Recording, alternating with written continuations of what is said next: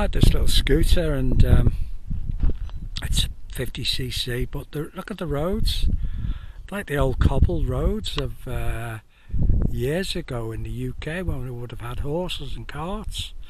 Bit of a bone shaker when you're on a scooter. It's a bit of a moonscape here in Cabo Verde. No vegetation on this island at all. It's very prehistoric looking, really. There's some cloud at the top of that there, that high ground.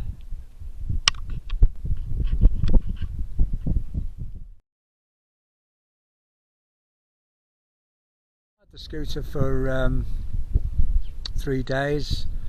I'm glad I only had it for 3 days. These roads aren't the best. In the town itself, they're proper metal roads, you know, but these are cobbled, you know. I mean, obviously they last a lifetime, but they're not that comfortable to ride on a scooter. Yeah, this morning I needed to get some escudos. That's the Cape Verde escudos. I needed to get those for deposits for the hire, 10,000. And every ATM I went to, it was full. There was queues of people, but everything they get paid at the end of the month, or the beginning of, yeah, it's the end of the month today, the 30th of June. And I couldn't understand why, because they don't use credit cards, you see. It's all cash mainly.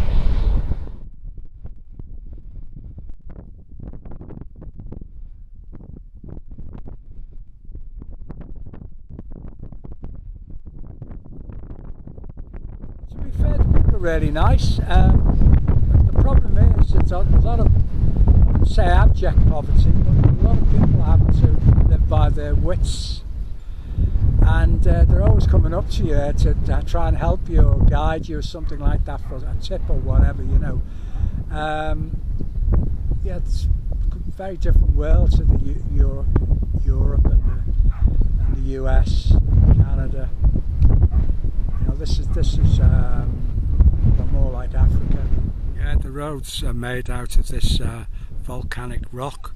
You can tell because it's quite porous. I mean, this will last a lifetime, you know. But it's not the best for riding on a scooter or on a bike.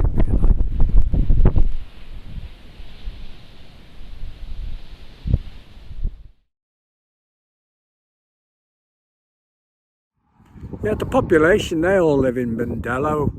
There's hardly anybody lives out here in the sticks. I was surprised how empty it is, you know. So I'm heading on to a beach just over the other side, another part of the island today, which won't take me long. I don't think it's too far.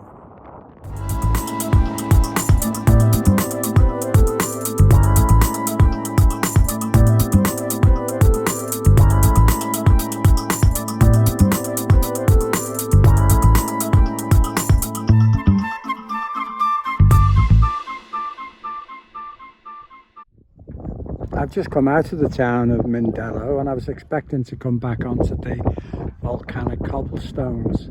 This is all tarmac, this bit here. But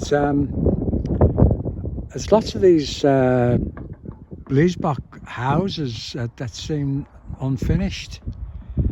But it'd be like living on the side of a quarry.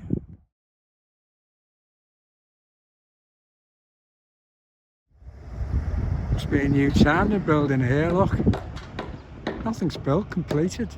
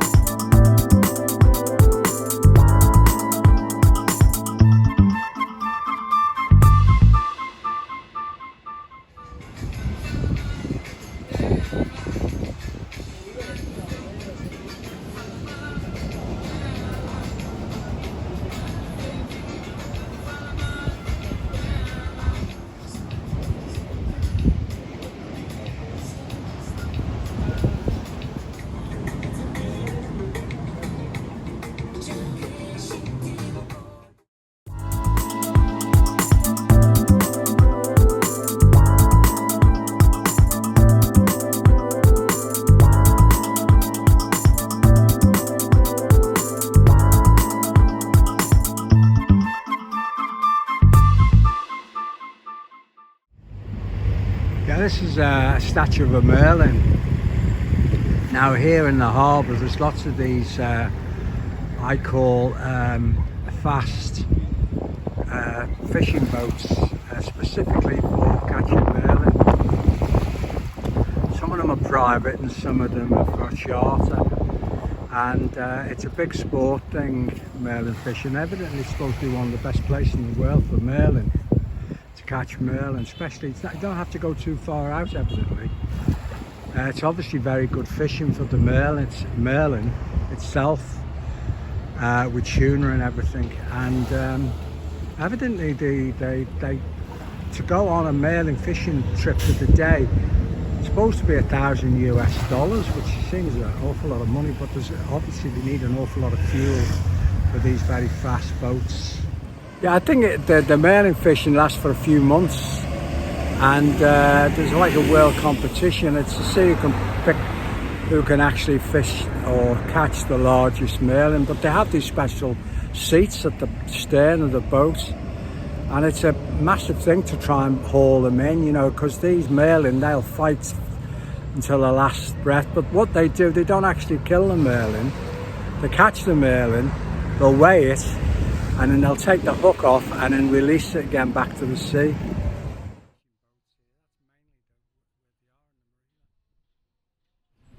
There's these sports fishing boats here right ahead.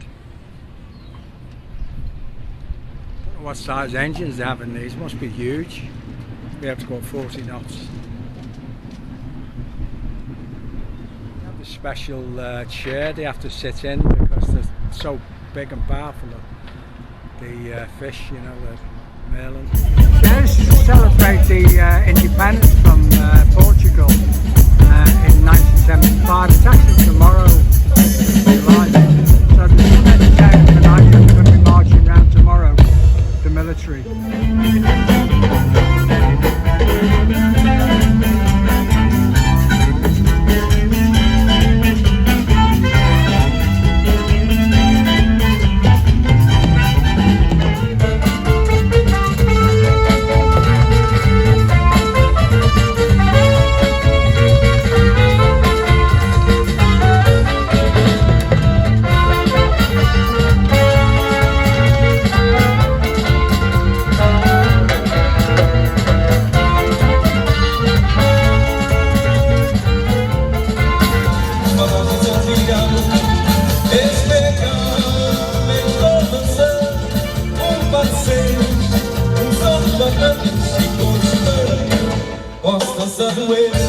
This is celebrating Independence Day.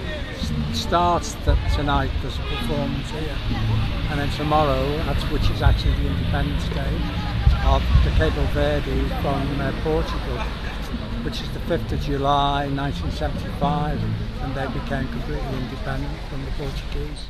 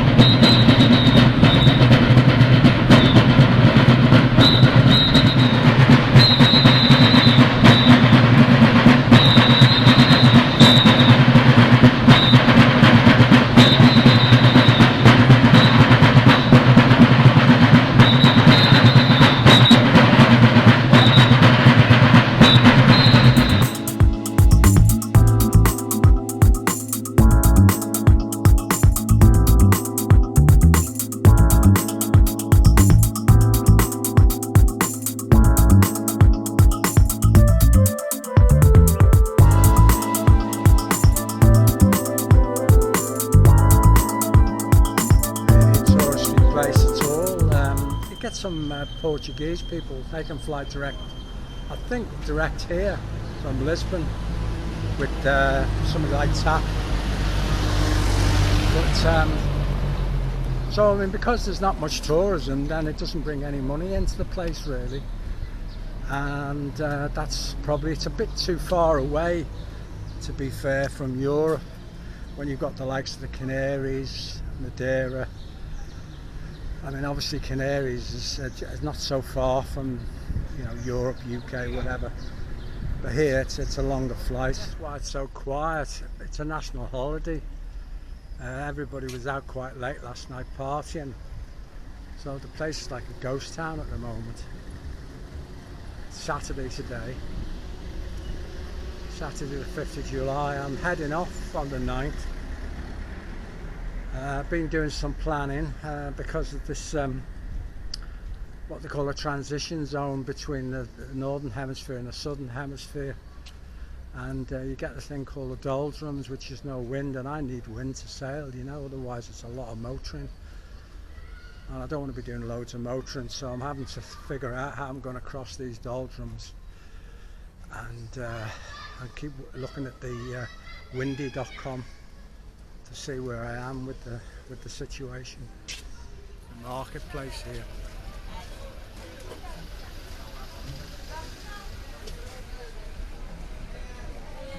No shortage of fish anyway.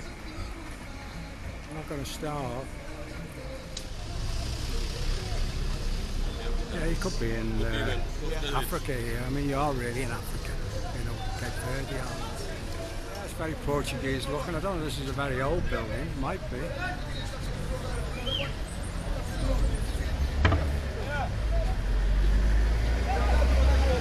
Reminds me of Ballon Palace in just outside of Lisbon. She boats coming in here.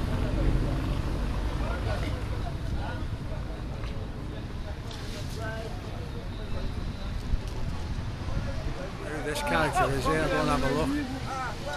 The Portuguese explorers.